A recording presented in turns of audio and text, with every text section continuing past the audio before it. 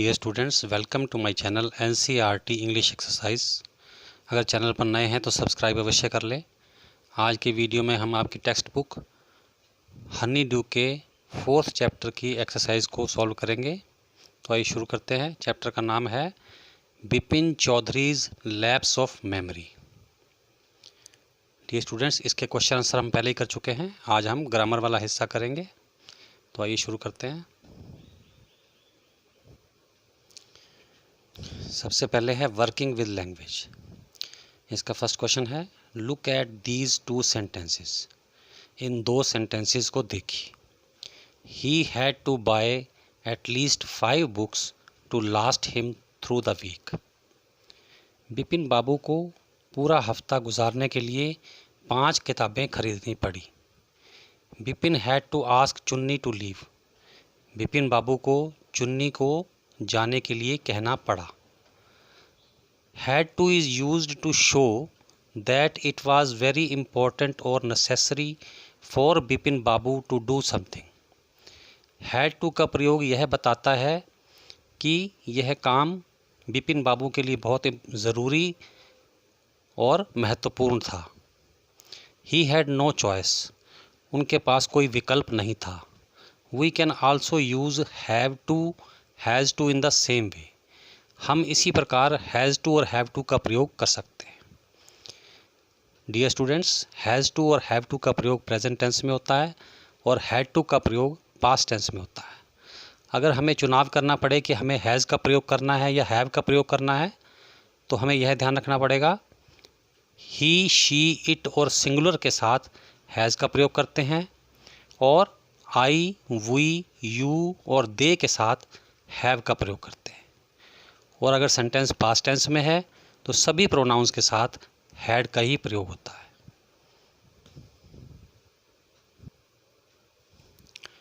इसके बाद है fill in the blanks below using had to, have to, has to. इन तीनों में से एक का प्रयोग करके हमें फिल इन द ब्लैंक्स भरने हैं। फर्स्ट है, I have to cut my hair every month. मुझे हर महीने अपने बाल कटवाने पड़ते हैं। We had to go for swimming lessons last year. हमें पिछले साल स्विमिंग लेसन्स को सीखने के लिए जाना पड़ा। तो लास्ट ईयर पास्ट टेंस में होता है, तो पास्ट टेंस में हम हैड का प्रयोग करेंगे।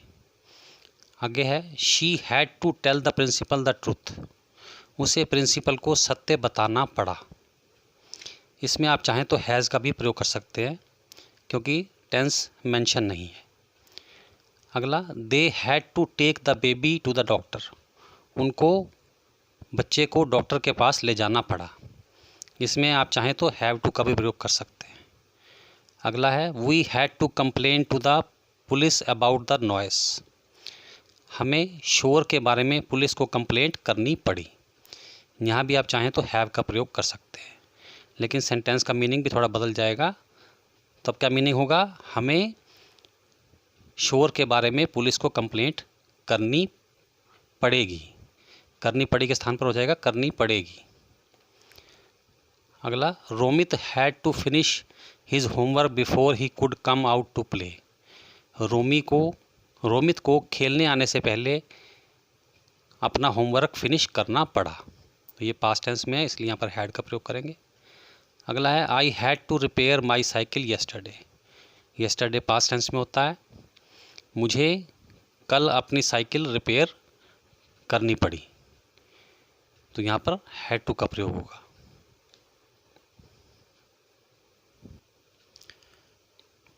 Here are a few idioms. यहाँ पर कुछ ईडियम्स दिए गए हैं, that you will find in the story, जो तुम्हें कहानी में मिलेंगे। Look for them in the dictionary in the following way. नीचे लिखे तरीके से उनको डिक्शनरी में देखो। First, arrange them in the order in which you would find them in a dictionary. सबसे पहले उनको उस क्रम में लगाओ जिस क्रम में वो आपको डिक्शनरी में मिलेंगे। क्लू दिया गया है, an idiom is usually listed under the first noun, verb, adjective और एडवर्ब। एक जो ईडियम होता है वो फर्स्ट नाउन, वर्ब, एडजेक्टिव या एडवर्ब के साथ आता है। इग्नोर आर्टिकल्स और prepositions in the idiom. Idiom के साथ जो आर्टिकल्स या प्रेपोजिशन दिए जाते हैं उनको इग्नोर करो। To help you, we have put in bold the word under which you must look for the idioms in the dictionary. आपकी सहायता के लिए हमने उस वर्ड को बोल्ड अक्षरों में लिखा है जो आपको डिक्शनरी में देखना पड़ेगा. Now refer to your dictionary and find out what they mean. अब डिक्शनरी में देखो और उनका अर्थ ढूंढो.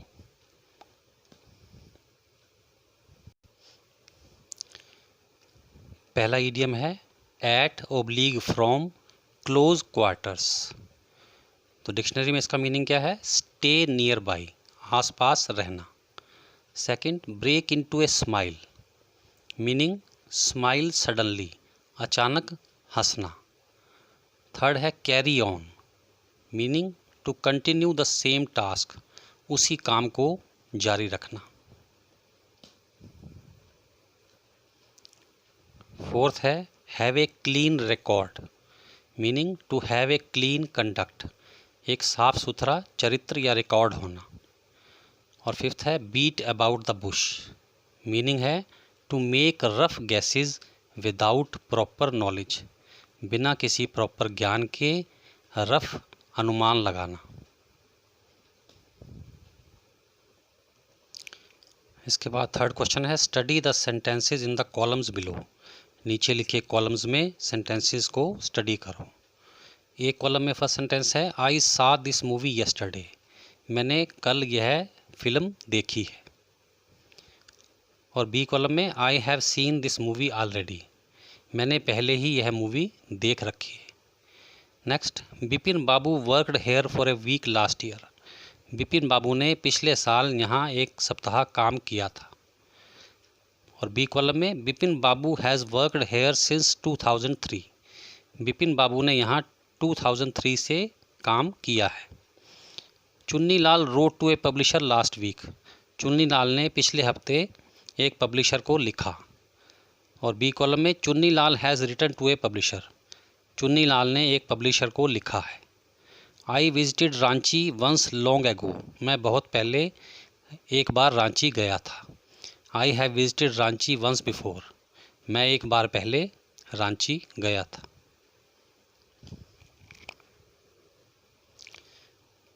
Compare the sentences in the two columns. अब इन टू कॉलम्स में जो सेंटेंसेस दिए गए हैं उनकी तुलना करो.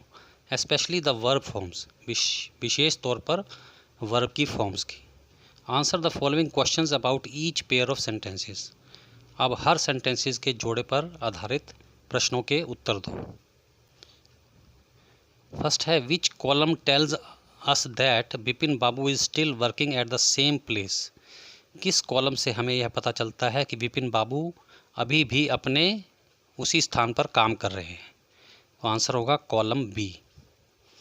Second, which column suggest that Chunni Lal is now waiting for a reply from the publisher. किस कॉलम से हमें पता चलता है कि चुन्नी लाल अब पब्लिशर के उत्तर का इंतज़ार कर रहे हैं? तो आंसर होगा column A. Third, which column suggest that the person still remembers the movie he सा.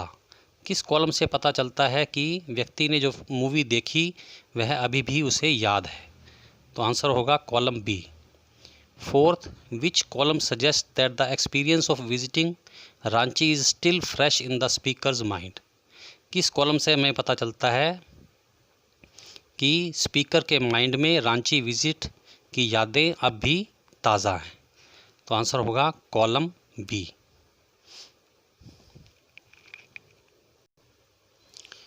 फोर्थ क्वेश्चन है given below are jumbled sentences. नीचे कुछ जम्बल्ड सेंटेंसेस दिए गए हैं. Working in groups rearrange the words in each sentence to form correct sentences. Group बनाकर इन words को अरेंज करो जिससे एक सही सेंटेंस बन जाए. You will find that each sentence contains an idiomatic expression. आप पाओगे कि हर सेंटेंस में एक ईडियम का प्रयोग किया गया है. That you have come across in the lesson, जो तुमने लेसन में पढ़ा है. अंडरलाइन द ईडियम, ईडियम को अंडरलाइन करो. And write down its meaning, और इसका उत्तर लिखो. Then use your dictionary to check the meaning, और फिर डिक्शनरी से उनके मीनिंग की तुलना करो। One sentence has been worked out for you as an example. उदाहरण के लिए एक सेंटेंस आपके लिए कर दिया गया है।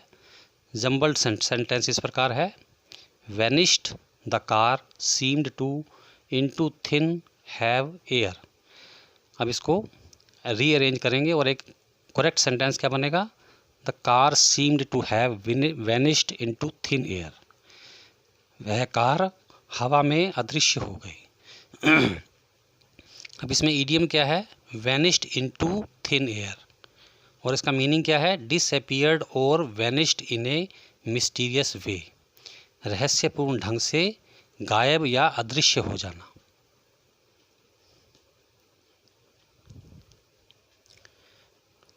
सेकंड सेंटेंस है, stop and tell me beating about what you want the Bush.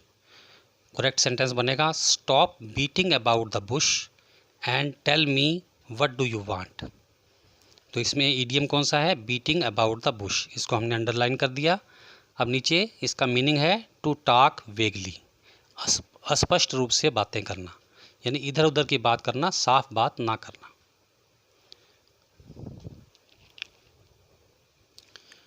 Second है, don't play if you attention you might the wrong train in the announcement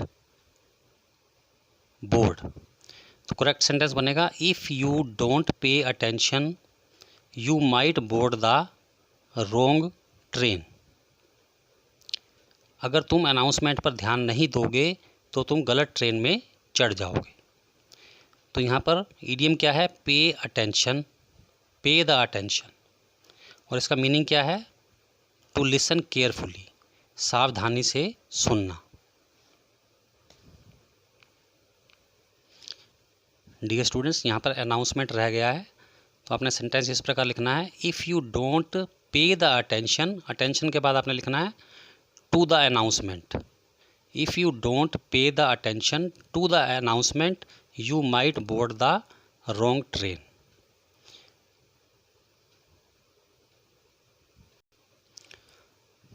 third है, the villagers tried the crime on the young women to pin.